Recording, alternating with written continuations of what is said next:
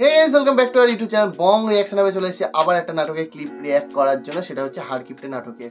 আর হাড়কিপ্টে নাটকে কিন্তু 1 থেকে 5 নম্বর এপিসোড অবধি আমাদের রিঅ্যাক্ট করা হয়ে গেছে। এখন আমরা শুরু করব 6 থেকে 10 নম্বর এপিসোড, মানে সরি একবারে করব না, মানে একটা পুরো ভিডিও আছে সেটাকে আমরা এপিসোড আমাদের ক্লিপ ওয়াইজ আনবো। কারণ এই হাড়কিপ্টে নাটকে আমরা যেভাবে পাচ্ছি সেটা হচ্ছে 1 থেকে 5 মানে 5টা করে এপিসোড। হ্যাঁ, আই থিংক 5টা করে এপিসোড একটা ভিডিওর মধ্যে থাকছে, সেইভাবেই পোস্ট করা রয়েছে, আমরা এইভাবে পেয়েছি। তো এখান থেকে আমরা আবার আমাদের মতো করে ক্লিপ ওয়াইজ বা একটা এপিসোড হয়তো পুরো দেখতে পারলে পুরো দেখে নিই। হ্যাঁ একদম। তো যাই হোক, ভালো লাগছে হাড়কিপ্টেটা তো অবভিয়াসলি কিপ্টেমির ভরপুর, আর তার সাথে চঞ্চল চৌধুরীর অ্যাক্টিং, মানে স্পেসিফিক্যালি সবার স্পেসিফিক্যালি অ্যাক্টিং গুলো এত সুন্দর ছিল না। হ্যাঁ আছে, একটু পরে মানে আবার মানে এখনো ইন্ট্রোডিউস হয়নি, সেটাই বলছি। 5টা ক্লিপ দেখা গেল, এখনো পর্যন্ত দেখতে পাইনি, মানে 5টা এপিসোড। ওই পার্টগুলো তো আরো বেশি মজাদার, কারণ ওখানে একটা দুটো ক্লিপ আমরা দেখেছিলাম একটু, মানে 2-3 মিনিটের ভিডিও দেখেছিলাম। মুশারফ করিম ভাইয়ের সঙ্গে খুব বাধ্য হচ্ছে চঞ্চল চৌধুরী স্যার। হ্যাঁ, মানে এখানে হচ্ছে নামটা কি, বহর। তো সত্যি দারুণ লাগছে বহরকে, একটা ক্যারেক্টারটা আমাদের স্পেশালি আমার খুব ভালো লাগছে। এত গিফট এত মানে বাবার একদম ন্যাউটে হাঁটা স্টাইলটা, সবসময় পিছনে হাত দিয়ে একটা দারুণ সুন্দর, মানে হাঁটা স্টাইলটা দারুণ লাগছে। তো যাই হোক, চলো আজকের এই ভিডিওটা স্টার্ট করা যাক। আর এটা আই থিঙ্ক হচ্ছে 7 নম্বর 8 নম্বর 7 নম্বর 6 থেকে শুরু হচ্ছে, এখন আর মনে নেই। 7 নম্বর ক্লিপ, যত সম্ভব 7 নম্বর ক্লিপ। তো চলো স্টার্ট করা যাক।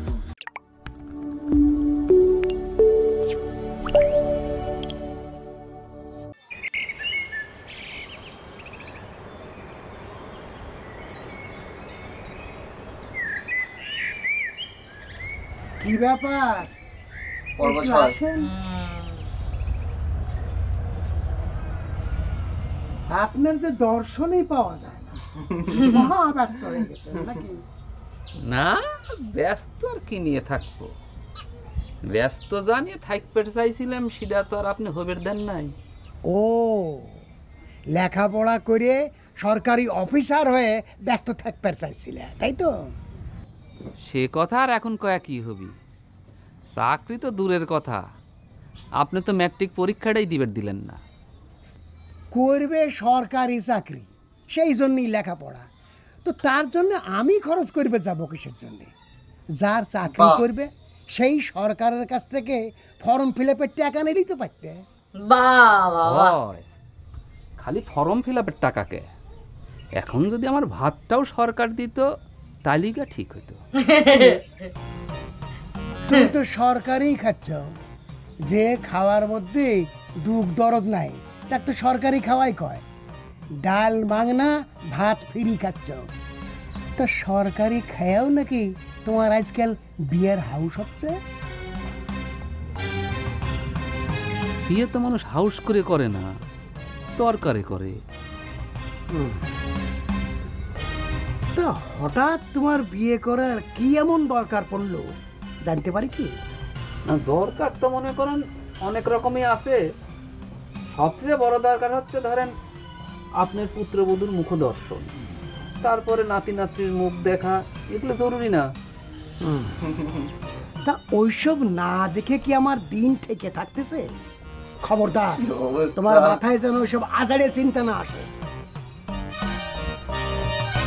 আমার শুধু একটাই কথা, নিজেরা যদি এটা সত্যি যদি কেউ হতো তাহলে নিজেরা কেন বিয়ে করেছিল? কিন্তু পরকালের জন্য তো বংশরক্ষা দরকার। হারা ধনের পরকাল নিয়ে তোমাকে চিন্তা করতে হবে না, যা কওয়ার আমি ভগবানের কব। নাতি নাতনির মুখ দেখে সঙ্গে যাওয়া আমার ঠেকা নাই। এই সংসার চালাতে আমি পথের ফকির হয়ে যাচ্ছি, আর তুমি বিয়ের চিন্তায় বাবুগিরি করে বেড়াবা, তা তুমি মেনে নেবো না। তাহলে দেখে শুনে একটা ঘর জামাই থাকার মতো বিয়ে ঠিক করে নেই। আপনার পরকাল নিয়ে চিন্তা না থাকতে পারে, কিন্তু আমার তো নরকের ভয় আছে।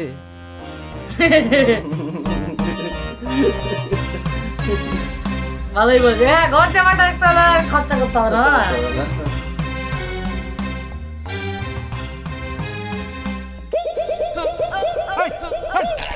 দেওরা অত জোরে হাঁটতেছে, ওকে খিদে বেশি লেগে যাবে। আমার খিদে বেশি লাগলে তাতে তোর কিরে চুমকি নাকি তুগার বাড়ি আমি ভাত খাইবে যাবো না? তা যাইবে না সেটা জানি, কিন্তু তোমার খিদে বেশি লাগলে যে তোমাদের ভাত বেশি খরচ হয়ে যাবে নি সেটা কি চিন্তা করিছে? সে চিন্তা আমি আগেই করে রাখিছি। খিদে যতই লাগুক, ভাত খাওয়ার আগে ডক ডক করে 2 গ্লাস পানি মারি দেবো, তালিবারে খিদে ফিনিশ, আর বেশি ভাত লাগবি না। ওরে আমার দেওরা রে, তোমার তো দেখতেছি হিটলারি বুদ্ধি। বুদ্ধি আমার যতই হোক, তোমার সাথে তো সবসময় খেলে আমি ডিবিট খাই যাচ্ছি। তুই আর রিশমা দুইজনে মিলে কি ষড়যন্ত্র করে আমার পিছনে লাগেছিস? একজন পারলি পরে ভাসুর কায়া পাও সালাম করতেছিস, আর একজন দেওরা করে ডাকতেছিস। তোরা কি পাইছিস কত? পাইছি তো দেওরা। তোমার বড় ভাইয়ের সাথে যদি আমার বিয়ে হয় তাহলে তো তুমি আমার দেওরাই হইছো, তাই না? আর রিশমা যদি তোমাকে সম্মান করে ভাসুর কায়া ডাকে তাহলে তো সে অন্যায় কিছু করে নাই, তুমি তো তার ভাসুরই হইছে। তোরা আসলে সকলে মিলে আমার আব্বার সম্পত্তি গিরাজ করার জন্য ষড়যন্ত্র শুরু করেছো। আমি বুঝে গেছি, আমি ঠিকই বুঝে গেছি। আমার 2 ভাই, ওরা তো বলদ, মাথার ভিতর তো গোবর ভর্তি। তোরা তা করে মাথায় কাঁঠাল ভেঙে খাওয়ার জন্য ধান্দা করতেছিস। সত্যি সত্যি এখনই যে আমি আব্বার কাছে কয়া দেবো। খারাপ খবরদার, তুই গেছি তার দিকে কিনতে নি। আমার আব্বা কিন্তু মারি ফাটা ভালো দিবে না, নতুন খুঁড়া গেঞ্জি আমার হাত নতুন গেঞ্জি বলেছি, এরা ফাটা গেঞ্জি আর নতুন গেঞ্জি দুজন মিলে ভালোই লেগেছে কিন্তু বহরের পিছনে। ডাইলের মধ্যে কি তেলের জাহাজ ডুবিয়ে দেওয়া হয়েছে? ডাইলের উপরে তেল ভাসতেছে কিসের জন্য কমলা বানু? দেখছ কতদিন কইছি কম তেল দিয়ে রান্না শেখো। আমার কথা কি তোমার গ্রাহ্য হয় না? বাজারের তেলের দাম কত খবর রাখো? তেল বেশি দিলাম কনে, ডাইলে সোমবারা দিলে তেল একটু উপর দিয়ে দেখাই যায়। ডাইলে সোমবারা দেওয়ার জন্য তোমার হাতে পায়ে ধরেছে কিনা? তাই তো কই, এক শুক্রবারে 1 পোয়া তেল কিনে দিলে পরে পরের শুক্রবারে শিশি খালি হয়ে যায়। এবার করে তেল খরচ করলে পরে কমলা বানু আমাকে তো তুমি সর্বশান্ত করে ফেলা। হয়, আমি তো তোমাকে সর্বশান্তই করে ফেলাচ্ছি। 1 পোয়া তেল দিয়ে এত বড় সংসার 7 দিনে চালানের হুকুম দিছাও, আবার সালনের স্বাদ না হলেও তাতে নানা রকমের খেতেবি করো। এমন করে কয়দিন চলবি? দিন দিন তোমার খাসলত বাড়তিছে। পাড়া প্রতিবেশী কি কয়?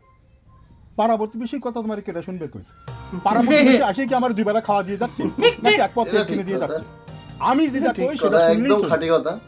আমি বাসি নেই, আমার সংসার চলবে কি করে? তুমি সংসার চালানোর চিন্তা করো, তুমি তো খালি জমি কিনে চিন্তা করো। চিন্তাটা মনে কর খুবই খারাপ। জমি কিনতেছি, মরার পরে কি আমি কবরে নিয়ে যাবো নাকি জমি?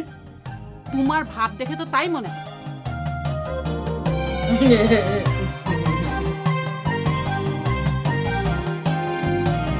আমার দাল দেখছি বাবা রে বাবা।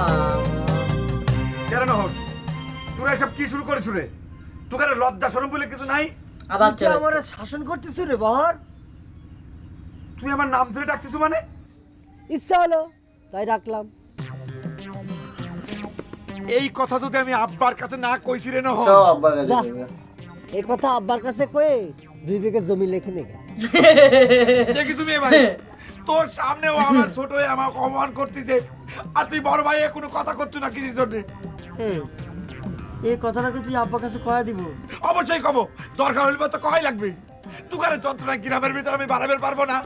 ধারি ধারি গ্রামের মেয়েরা লজ্জা শরম কারো কিছু নাই। কেউ এসে আমাকে দেওরা করে ডাকবি, কেউ এসে আমার ভাসুর করে ডাকবি। এই কথাও যদি আমি আব্বার কাছে না কয়া দিছি তাহলে পর আমার নাম বহন না। ও এখনো তুই আব্বার কাছে এই কথা কইসনি? যা শিগগিরই যা, আর 2 বিঘা জমি বেশি পাই যাবি যা। এই জানা, জমির উপর আমার কোনো লোভ নাই। আমার আব্বার জমির উপর লোভ আছে এই গ্রামের পাড়া প্রতিবেশী করে। তারা সেই জমির লোভে কেউ আমাকে দেওরা করে ডাকে, কেউ আমাকে ভাসুর করে ডাকে। আমি এখন যাই যদি আব্বার কাছে এই কথাটা না কইছি তাহলে পরে বুঝিছে আব্বা আব্বা। কিসের জন্য এর সাথে নাক পেরে যাস? এখন কুট নামে করে আব্বার কাছে কয়দিন আমার করে ভাত বন্ধ হয়ে যাবেননি। এমনিতে বন্ধের মধ্যে আছি। বন্ধের জীবনটা পার করলাম বন্ধের উপর।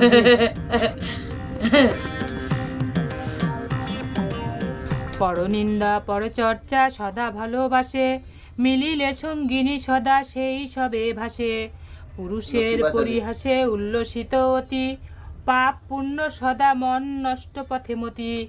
দিবা ভাগে নিদ্রা যায় ক্রোধে অহংকার, আলস্য কলহে মিথ্যা অনার্য ব্যবহার, পরনিন্দা পরচর্চা সদা ভালোবাসে, মিলিলে সঙ্গিনী শনে সেই সবই ভাসে।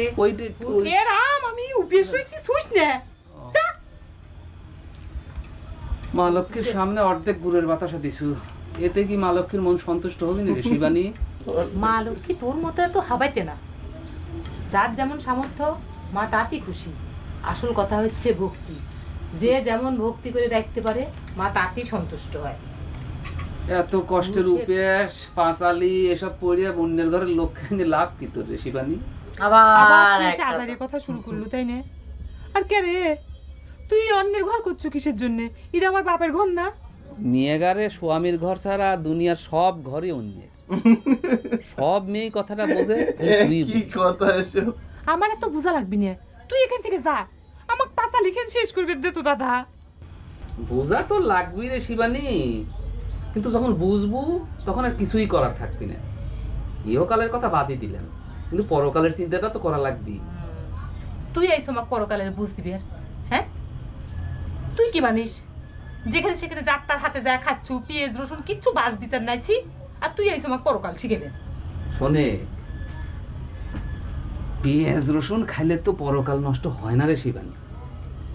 আমার কথা তো তুই বিশ্বাস করবো না, তাও তো কই কথাটা।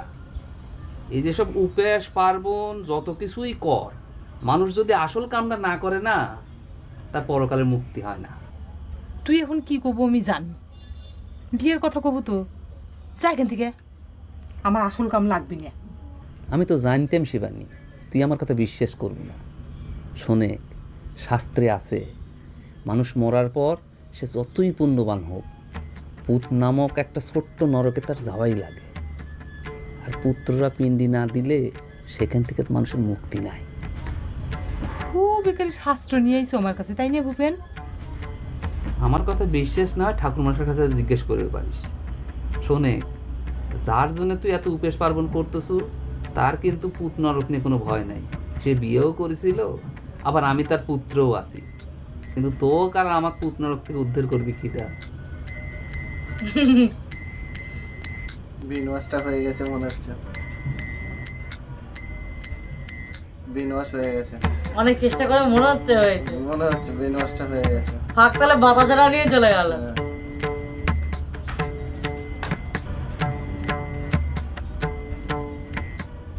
ভাবনায় পড়ে গেছে।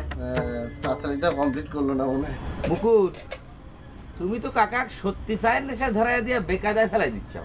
এসব কি করছো মজনু ভাই? তাছাড়া আমাদের কাকা কি বেকায়দা পড়ার মানুষ নাকি? কথাটা ঠিক কইছি না কাকা? না রে বাপু রে, আমি তোমাকে সাপোর্ট করতে পারলাম না। আমি তো সব সময় বেকারদের মধ্যেই পড়ে রয়েছি। কি কোন কাকা, আপনার আবার কিসের বেকায়দা? আপনার মতো সম্পত্তি থাকলে তো আমার কোনো চিন্তাই ছিল না। তোমাদের চোখে তো খালি আমার সম্পত্তিই পড়ে রে বাবা, আমার বেকায়দা তো তোমরা দেখো না। আমার খানে আলা আছে, কামাবার মানুষ নাই, সেটা তো দেখো না। সে ভুলটা তো কাকা আপনিই করেছেন। আপনি যদি তার পরীক্ষার টাকাটা দিতেন, তাহলে আমাদের জব্বার কাকা সাওয়ালের সাথে আজ ভুবেনও ডাক্তারি পড়বার পারতেন। সে কথা তো তোমরা কবেই। জব্বার সাওয়ালেক ডাক্তার বানাবার যেয়ে জমি জমা বিক্রি করে শূন্য হয়ে গেছে। আমিও তাই হলে মানুষে খুশি হতো। আরে আমার সাওয়াল তো সেই চক্রান্তই করেছিল। কি কন কাকা, কি কন কাকা, জমি তো সকলেরই থাকে, কিন্তু ডাক্তার সাওয়াল কয়জনের ঘরে থাকে আপনিই কন তো। দেখো মুকুল, তুমি তোমার বুদ্ধি মতো থাকো, আমাক আমার বুদ্ধি নিয়ে চলবে। একটা চায়ের টাকাটা দিলে দিয়ে দাও।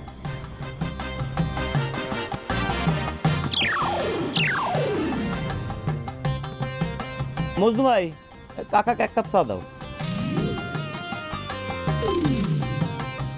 কাকা, চা দিলাম। আমি তোমাকে যেভাবে বানাবার কইছি ওইভাবে বানাও। এই মুকুল, গেল দিনের টাকাটা কি দিবে? তুমি তো আইছিলা না, ওই মজনুর কাছে বাকি আছে। মজনু ভাই, ওই বাকির খাতায় টাকাটা লিখে রাখো, হাল খাতার দিন দিয়ে দেবো। ভালো জব্দ করেছে। নেন কাকা ভাগির খাতায় লিখে রাখো, টাকা তো হবে না, হালকা তো হবে। চা বানিয়ে দিয়েছে, চা বানিয়ে দিয়েছে। আর টাকা দিতে পারবে না কাকার, জানি জুড়ি শেষ। চেষ্টা করে দিয়েছি।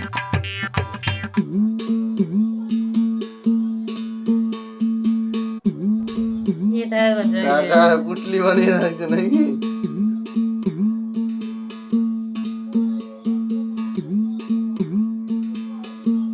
বাবা, জমি কেনার কি জোগাড় হলো? তুমি আমার টাকার দিকে নজর দিয়ে দিয়েই তো আমার টাকার বরকত হচ্ছে না। ঘরের মধ্যে পুটলা করে রাখলে কি টাকার বরকত হয়? কত করে কই যে টাকা ব্যাংকে রাখো, তাহলে বরকত দিবি। তোমার বুদ্ধি তো শোনা লাগবে। আমার এত কষ্টের টাকা মানুষের হাতে দিয়ে একখান কাগজ নিয়ে বাড়ি ফিরবো, আমার তো এক রাত্রিরও ঘুম হবে না। আচ্ছা, আমার তো জমি দিয়ে কি করবি? তোমাদের জমি মানে তোমাকে জমি দিছে? এই ভাবনা থাকলে ব্যাংকগুলো সব বন্ধ হয়ে যাবে। কি করবি? সাওয়ালগুলো বাড়িতে বসে লাভের বশ হয়ে যাচ্ছে, বিয়ের কথা তো মুখেও আনো না। ও, এখন বুঝছি তোমার বিটি আর তুমি যুক্তি করে ফজরের জন্য মেয়ে দেখে বেড়াচ্ছ। তোমরা দুজন মিলে যতই ষড়যন্ত্র করো, আমি ব্যাটার বিয়ে দিয়ে খানেওয়ালা বাড়াচ্ছি। খানেওয়ালা বাড়াচ্ছি না? কি কথা কও তুমি? তাই বলে কি সাওয়াল পালগুলো বিয়ে হবি না? করলি আমার বাড়ির থেকে নেমে যায় করবি। বাহ, ওসব আজারে ভেজালের মধ্যে তো আমি নেই। ব্যাটার বিয়ে মানে বুঝো, ব্যাটার বিয়ে ঠিক হলে পরে গায়ের মানুষ দাওয়াত খাবার চাবে। আমার ভাত কি এত সস্তা হয়েছে নাকি যে মানুষে খাওয়ায় আমি টাকা নষ্ট করব? সেই টাকা হলে কম করে হলে আমার 1 বিঘা জমি হয়ে যাবে। বাবা রে বাবা, এত জমি জমি করে কি হয়? মরার পর তো একটা মানুষের 3.5 হাত জমি ছাড়া কামে লাগে না। সকলেই যদি তোমার মতন বোকা বুঝদার হইতো, তাহলে 3.5 হাত জায়গার বেশি তো কেউ মালিক হতো না। বড় বড় নদী দখল করে মানুষ জমি বানায় ফেলাচ্ছে, আর তুমি আসো সেই মানধাতা আমলের চিন্তা নিয়ে। যাও, আমাকে হিসাব করবে দাও।